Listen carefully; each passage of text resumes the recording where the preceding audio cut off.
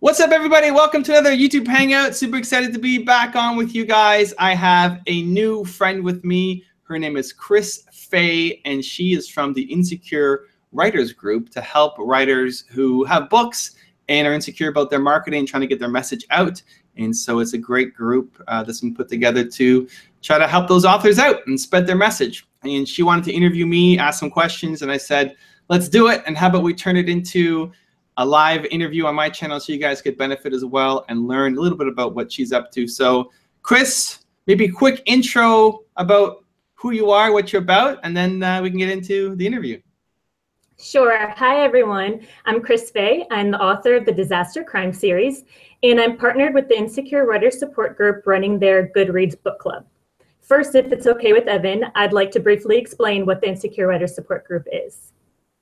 Go for it. The Insecure Writers Support Group is a community for writers of all kinds, published, unpublished, struggling, or even those people who want to pick up writing as a new craft. There is a monthly blog hop, a Facebook group, a book club on Goodreads, a monthly newsletter, and they also publish their members in fictional anthologies. Our one word is support, because that's what each and every member is offered and is encouraged to offer other members. The opposite to our one word, our enemy, is insecurity. It's what we are actively battling against. So my first question for you, Evan, what is the concept behind the one word and why is it so powerful? So the concept behind the one word, especially kind of in the vein of talking about authors and marketing their book, is I believe that everybody has a single most important core value that they stand for.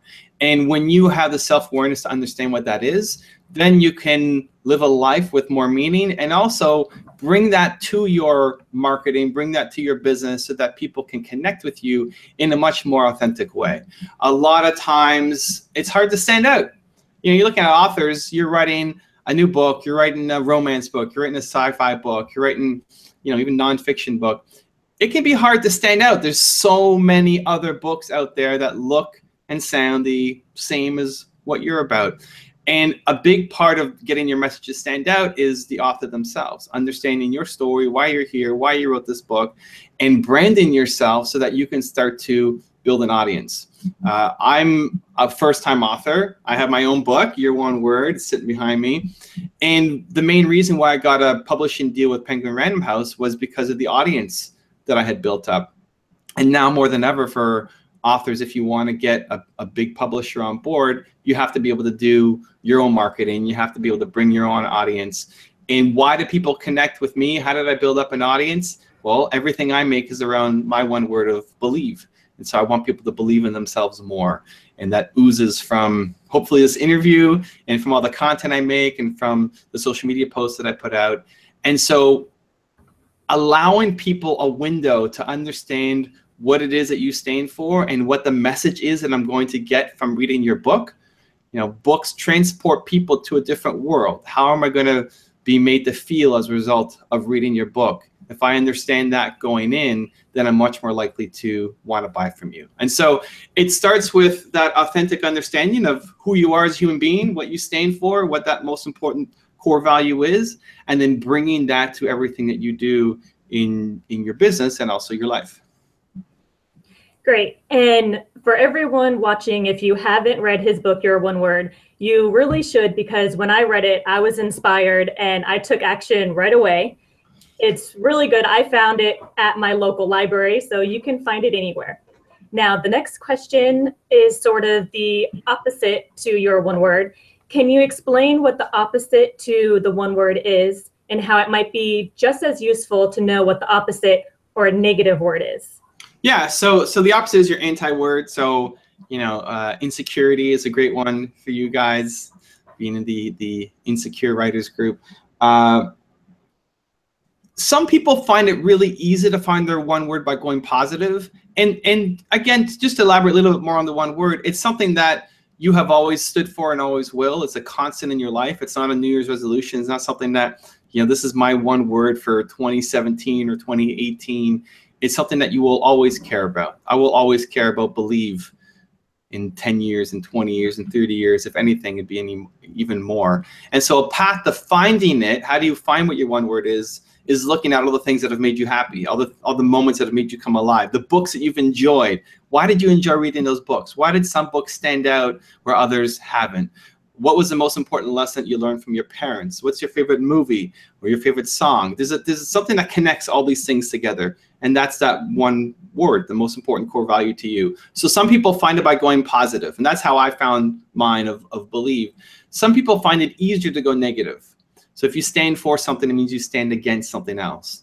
And so thinking about your anti-word, it's all of the things that you can't stand in your life, the people that you don't want to be around. And it's not that they're necessarily, bad people. We're not labeling them as bad. Just you don't want to be around them. You don't like this. You don't want this to be a part of your environment any longer. What is it? And so, for me, it's really about haters and untapped potential. I hate people who are just negative and bringing other people down. And the opposite of that is believing in others. Insecurity. If you don't like when you are insecure, or you don't like seeing insecurity in others, and you just want to support them and build them up and build yourself up, then sometimes it's easier for you to figure out what you don't like and then find the opposite, as opposed to finding what you do like and going all in on that. I discovered my one word through my blog, Write with Fey. From the beginning, I wanted to create sparks and pass on sparks of inspiration and creativity to other writers. So sparks has become my one word throughout all the areas of my life and writing. But many writers struggle to create a brand or don't realize the importance of establishing one. Do you have advice for how an author specifically can discover their one word, maybe for the book that they're writing or for their brand entirely? Sure. So to back up, I would say your one word is not just something that you write for one book. It's who you are, and you bring that to everything that you create. And so if yours is sparks, then however sparks breaks down to you, whatever that means, you want to spark creativity or imagination or change or new thoughts or whatever that means to you, sparks. I love that. That's a good one. Then you want to make sure that that's in every book that you write. So I will be sparked by reading any book that Fey creates. And I know that, right? Like any book that comes out, if she's writing it, I'm going to put it out there and I'm going to be able to learn from it, right? So anything that Chrys is creating, I'm going to be sparked by. That's that feeling that you want to be able to create in people. And so it's not necessarily each book. Each book can be like a sub-segment. So as an example, maybe you write a book that's going to spark imagination, and the theme is imagination. And so then that's the storyline you're going down, and now you're trying to figure out, how do I tell a story that sparks imagination? And so character development and plot and all that stuff that has to go into writing a good story. But still the core is going to be, you want to spark something. So then if you're thinking about how do I build a brand around that, it starts with the content that you're writing. So it starts with your books. It starts with the feeling that I'm getting. A book I consider to be a piece of art. I consider writers to be artists. You're not painting with a brush. You're creating art with your mind and your fingers and in your hands and in writing out content.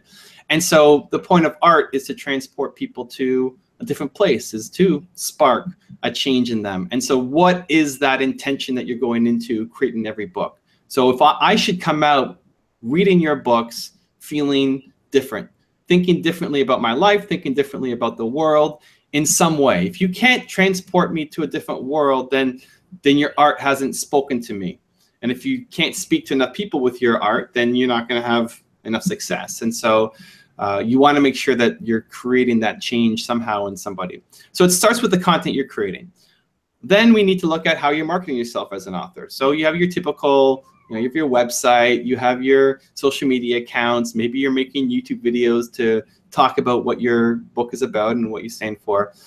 Everything that you touch, everything you create should be based in your one word core value. And so if yours is spark, I should be sparked not just by reading your book, but by visiting your website. I should visit your website and be sparked. I should be changed. I should feel inspired. I should feel motivated to want to read one of your books. And so what does spark look like to you? What font sparks imagination? What does your logo look like to help spark something? What are the pictures that you use on there? And it doesn't mean you need to be the greatest graphic designer or the greatest photographer in the world. You know, you're a writer, so we're expecting your books to be fantastic. We don't need your website to be fantastic, but it should be something that even when you visit, sparks something. When I go look at your bio, does it spark something? When I go look at your social media posts, what are you posting on Twitter? What are you posting on YouTube? What are you posting on Facebook? When you're doing interviews, you always want that intention of anytime I come across anything that you create, if Chrys is creating it, then it needs to spark something inside me. And so a lot of times when people are creating promotional material, it's just, you know, the sale date of the book coming out. It looks kind of like everything else. There's no emotion behind it. You may be quickly telling the story of what happens, but it sounds like every other story, you know, out there as well. And so being able to transport people to a different place in every piece of content that you make becomes really important. And you can't do that until you have the self-awareness to understand what your message is going to be. As an example, is there an author out there who you believe found their one word, whether they knew about the concept or not, and successfully used it to its fullest? That's an interesting question. Author specific. I mean, I have mine, so that's one that works out. I'm trying to think of a big name author. You know, Gary Vaynerchuk came out with his content. He's made a couple videos talking about how the most important word is hustle. And so for any of you who watch Gary Vaynerchuk or any of his content, it kind of oozes hustle, and he's always encouraging you to drive harder and push more and work harder. And that comes out of all of his content, his YouTube videos, his Twitter posts and Instagram, and the books themselves have that hustle kind of motivating angle to it. Maria Rodale, who we feature in the book, she runs Rodale's, which is I think it's the largest independent publishing company for books, have 500 million in revenue or something like that. Her one word is love. And when her father died in a car accident and she took over the business, she tried to implement love into everything that she was doing. So when we're sourcing a new book, does this have to do with love somehow? Does it help spread love into the world? When I'm hiring new people for my team, do they embody love somehow? And that may seem, to a lot of people, it may seem stupid. It's like you're building a business around love, like that. How does that make any sense? And that's okay. Like, to the people who don't believe the same thing you believe, who don't share the same core value as you or anywhere close, they're never going to be great customers for you. They're never going to be great partners for you. And other people will look at that and say, man, yeah, I love that. I can't wait to read more of that author's books. Like, I need more hustle in my life. I want more love in my life. I want more spark in my life. And so if you try to create content that appeals to everybody, you're never going to serve anyone. And so drawing a line in the sand, not trying to offend anybody. It's not like these people suck, but by saying that you stand for something, you by definition stand against something else. And the people who don't believe in your mission, they won't want to read your books and they won't want to help market what you're doing. And that's okay. Because if you don't have a message and you're in the kind of boring middle, then you don't have any negativity around you, but then you don't have anybody who loves you either. It's just apathy, which is terrible, which is like the death sentence for anybody who's trying to promote a product. And so those are the two who come to mind immediately around that question. And for her one word, which was love, that actually works really good. A lot of romance writers could use that as their one word and sort of build their brand off of that as well. So if anybody wants to use that, go ahead. I'm sure many people can use love and the same one word for themselves because we all use it differently. Yeah, and so the next step after you find your one word is to figure out your credo, and the credo are the three things that make up your one word. So if you're looking at spark, what does spark mean? So to add a little more clarity, a little more definition, because if somebody else has a one word spark, first of all, that's great. That's okay. Like, you guys are probably going to really get along pretty well because you share the same core value. But how you define it is going to slightly be different than how they define it. And how you apply it will be slightly different than how they apply it. And that's okay. So just because somebody else has used the word love, what that means to you and how you bring that to your books and your marketing will be different than how somebody else does it. And that's okay. And for people who are writing romance novels, maybe it's love, maybe it's passion, maybe it's fantasy. There's a lot of different potential words you can have. There's no right word. I would tell people, don't feel forced that you have to pick one of those just because you're, if you're a fantasy writer, you don't have to have fantasy as your one word. Find a thing that's genuine and authentic to you. And then when you bring that to your storytelling and that to your marketing, it's where people are really going to connect with it because you connect with it more yourself. I love that. You had mentioned already fonts and logos, so this kind of continues that. For the visual part of an author's brand, how can an author use their one word to create a strong visual package, even with cover arts? Yeah. So the cover of a book is important. It's honestly one of the biggest regrets I had with my book. So as a first-time author, you don't know what to expect and working with a publisher. And we rushed through the book cover. So this book cover here, I'm not super pumped about it. They love it, but I'm not the biggest fan. We made a couple tweaks, but they basically came to me and said, okay, here's the design. And I didn't like it. And we didn't have any time because publication was coming up. And so that's one regret I have, one of the biggest around the book, because the cover makes a huge difference. The fonts make a huge difference. The colors make a huge difference. Colors make you feel. Fonts make you feel. Graphics make you feel. Just as much as the words inside the book transport you to a different world and make you feel, so does the cover. And so I should be sparked, if your one word is spark, by looking at the cover of your book. So what is a visual representation of that? So what writers are great at is taking the awesome, ingenious ideas they have in their head and turning that into words that can then create pictures for people who are reading it.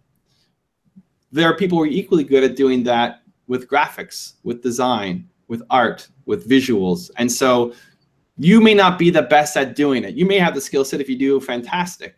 But what you should do is you should be able to look at your cover and say, yes, that ignites a spark, or that is love to me, or that is fantasy. And so everything ends up being the filter through you. I have a popular YouTube channel. We make 3 videos a day. I still review every video that goes out before it gets published because it has to pass through my filter. It has to pass through Believe. Like, is this a Believe-worthy video? It's always the final test before anything goes live. And so when you're creating a book cover, whether it's you doing it yourself or you having somebody kind of help you with it, how do you pick between 20 different designs that may have come in from the people you've hired or the publisher you're working with or your friends that you're, who are helping you along? Your one word helps you find that clarity. Does this spark something in people? Does this spark something in me? And if it does, then you're on the right track. And so you apply that to the pictures, to the fonts, to the colors. If you're creating audio-visual content, you apply it to the sounds that you're using. Anything that can help tell a story besides the words, because you're great at that, you want to make sure embodies the same message. Finding readers can be tough. What can authors do with their one word to attract and engage readers on social media? So I think this is really important when you understand what it is that you stand for, because you can find people who have the same belief, same message, who will be interested in reading your book. So example, I believe in entrepreneurs. That's what I do. My one word is believe, and the way that I apply it is by helping entrepreneurs. And I consider authors to be entrepreneurs. It's your own business. You may not be full-time yet, but you're trying to make a positive impact by creating your art and putting it out there in the world. If an author came to me and they said, I've written a new book that is around helping entrepreneurs build up confidence and believe in themselves more, I'm interested. Like, just naturally, I'm interested, because you stand for the same thing that I stand for. And so finding the people who might have a big influence or even a small influence, who believe the same thing that you believe, who are posting content that is aligned with what you're posting, what's in your book, your thought process. Those people are going to be much more likely to want to do some work with you, to review your book, to read it, to promote it, to share it, than some random person. What often happens, especially if you work with a PR company to promote your book, is they just blanket. They just send it to everybody, and they send out draft copies, and they send out a standard press release. And the pickup rate is really low because it's not targeted.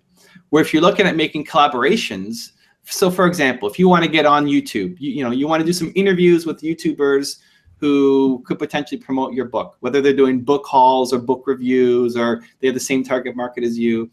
The people who you'll have the best results with are probably the people who you already subscribe to, the people who you're already watching, people who you may not have ever left a comment or had any kind of interaction with them, but you've already been drawn to them. You already like consuming their stuff. They already like you in some way. You're subscribed to them because they believe something similar to you. We don't really subscribe to people who share opposite beliefs as us, right? We want to avoid those people.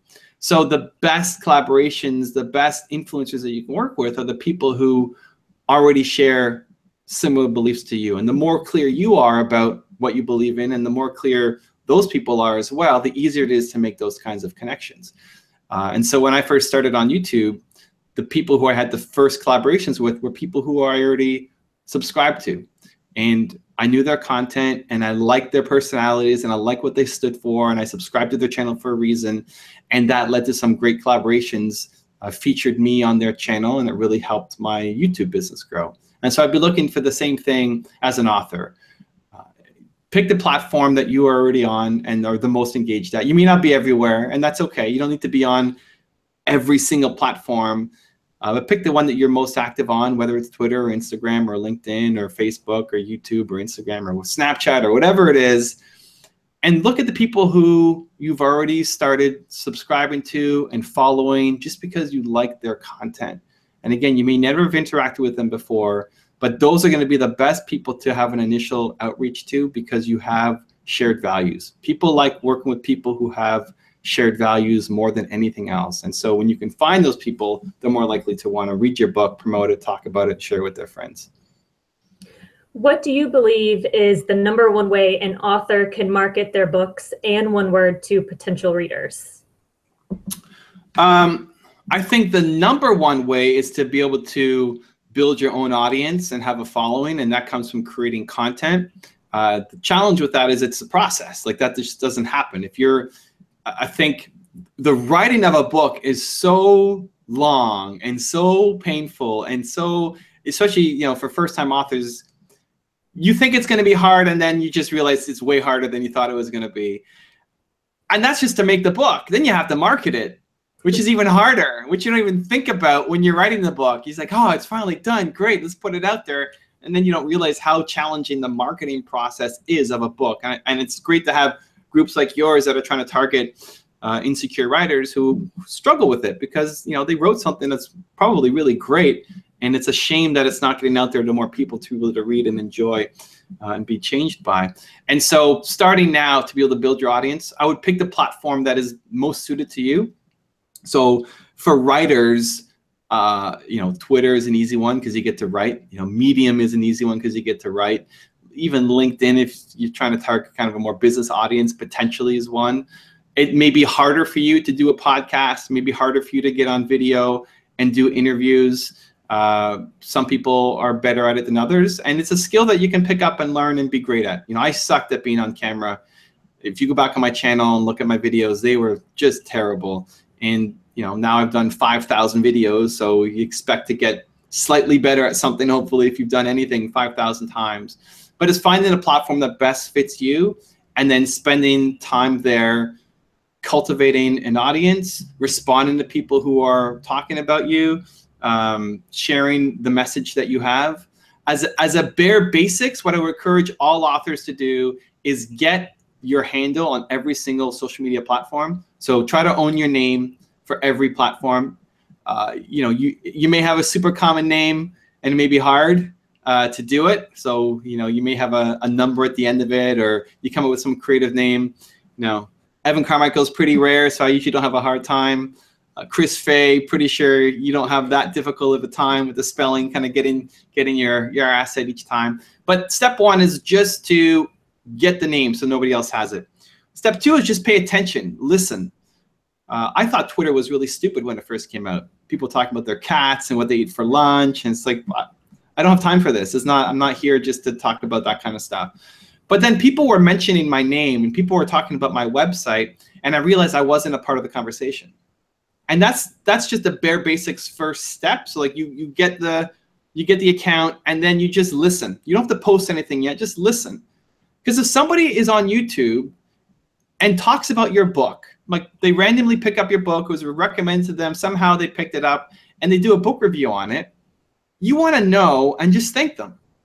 Because they already have an audience. Like this isn't even you building up an audience yet. There are people who have an audience, even if it's a small audience, who are talking about you and you are not a part of the conversation. So just listening and paying attention as a first step. So if a YouTuber reads your book and says something nice about you, you want to just go into the comments and say, hey, Julie, thank you so much for that review. It really, really means a lot to me.